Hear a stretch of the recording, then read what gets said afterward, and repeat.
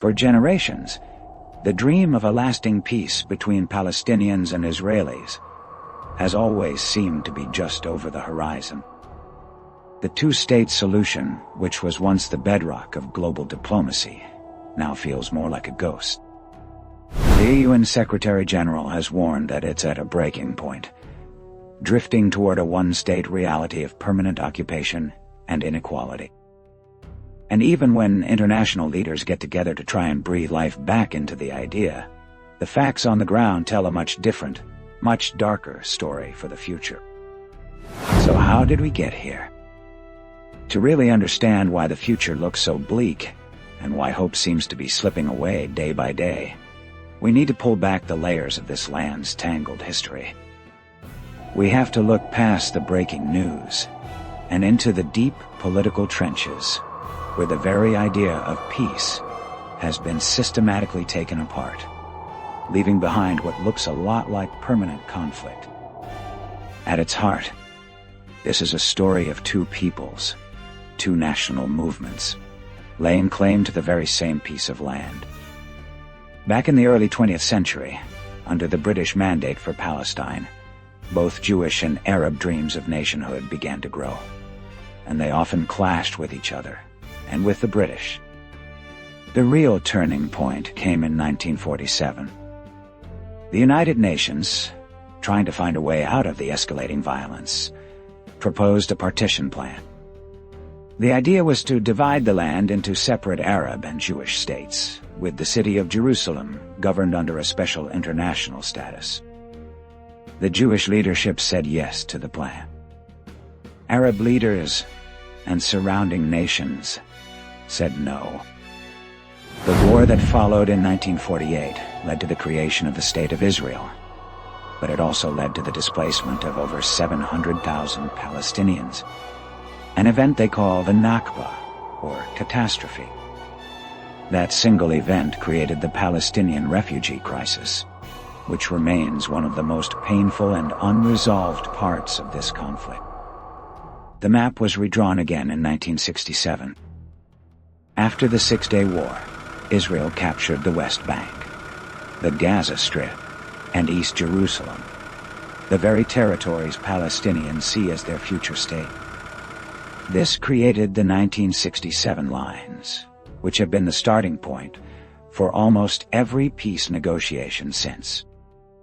It also kicked off one of the biggest roadblocks to peace we see today, the Israeli settlement movement.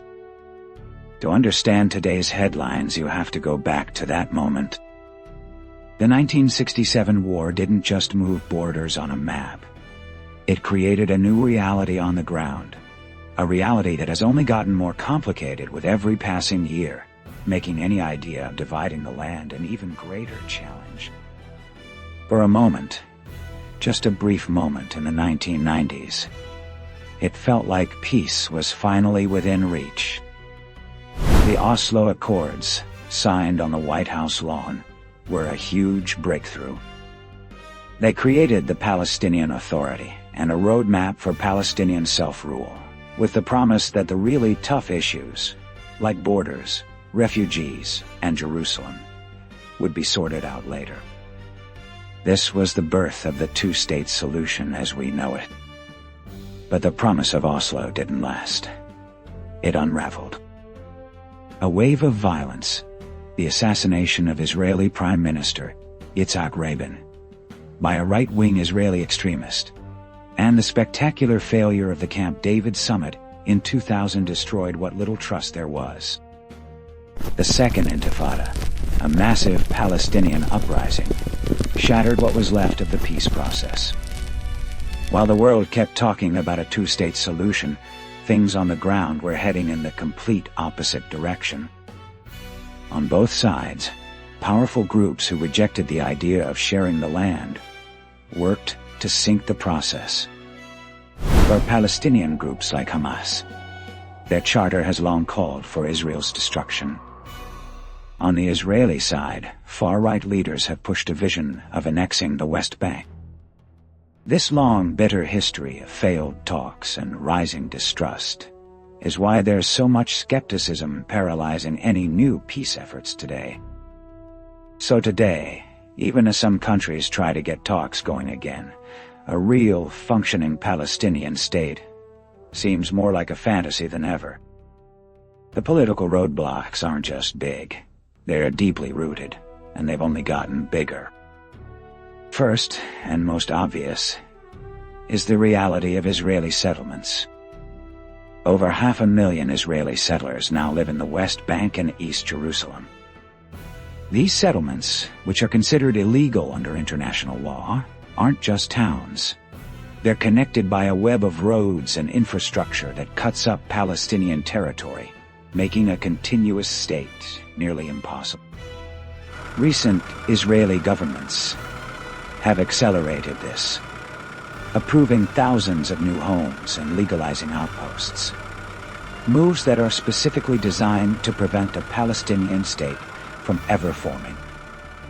The UN has called it a creeping annexation. Second is the impossible question of Jerusalem.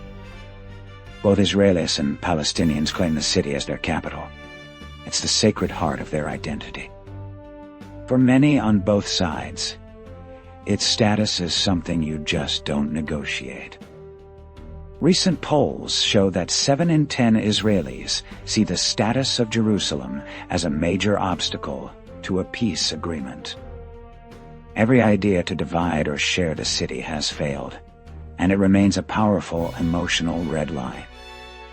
Third is a deep, corrosive lack of trust and political will.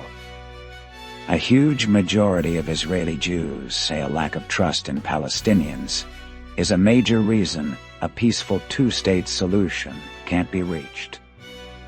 That feeling is mirrored on the Palestinian side, where there's profound skepticism of Israeli intentions.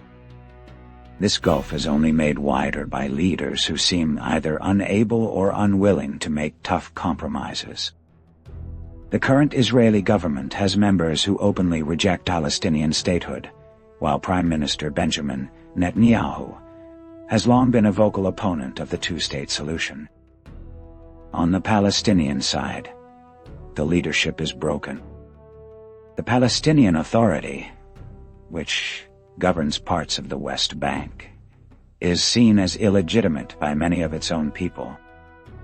Its rival Hamas, which has controlled Gaza since 2007, is considered a terrorist group by many nations and refuses to recognize Israel at all.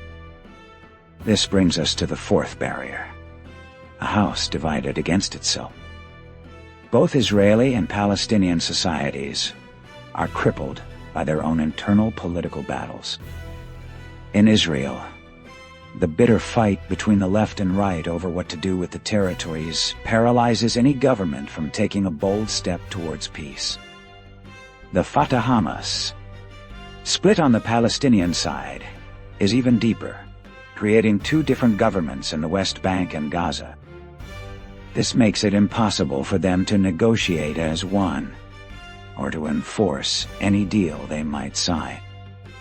Despite some talk of reconciliation, their relationship is still defined by public fights and accusations. Finally, the international community has failed to be an effective referee. The United States, which has traditionally been the main broker, is seen by many as unconditionally backing Israel, which hurts its credibility with Palestinians. The European Union, a huge financial donor to the Palestinians, hasn't been able to turn its money into real political influence. Recent international efforts, including high-level meetings at the UN, have often failed to gain traction, sometimes being dismissed or boycotted by key players, which only highlights the growing diplomatic divides. And if all of that wasn't enough, there are other core issues that are just as difficult. There's still no agreement on where the final borders would even be drawn. The right of return for Palestinian refugees from the 1948 war is a deeply emotional demand for Palestinians, and a demographic red line that most Israelis will not cross. And then there's security. Israel demands security arrangements, that it feels are necessary to stop a future Palestinian state from becoming a threat. But Palestinians see those same demands as a violation of their own sovereignty. Any one of these issues could sink a peace deal. Together, they form a wall that feels almost impossible to break through. This is obviously a huge, complex issue, and everyone sees it through a different lens. What do you believe is the biggest roadblock to peace? Let me know your perspective in the comments below. But please, let's keep the conversation respectful. And if you found this breakdown helpful, make sure to subscribe for more content that explores the critical issues of our time. So, can Palestine and Israel ever find peace? The answer, it seems, is buried under decades of political failure, deep suspicion, and a history of pain. The path to a two-state solution hasn't just been blocked. In many ways, it has been actively torn up. Powerful figures on both sides are now openly pushing for permanent occupation or total victory, not compromise. And while diplomats still talk about their support for two states, calling it the only way forward, the words ring hollow against the reality on the ground. The very foundation for a deal, trust, willing partners, and a shared belief in the future, has all but crumbled away. Without brave new leadership, without people on the ground demanding a different path, and without real, sustained pressure from the outside world, this conflict won't be resolved. It will only be managed. And for the generations born into this reality, the question isn't just whether peace is possible, but whether they'll ever know a single day without the shadow of this conflict hanging over their lives.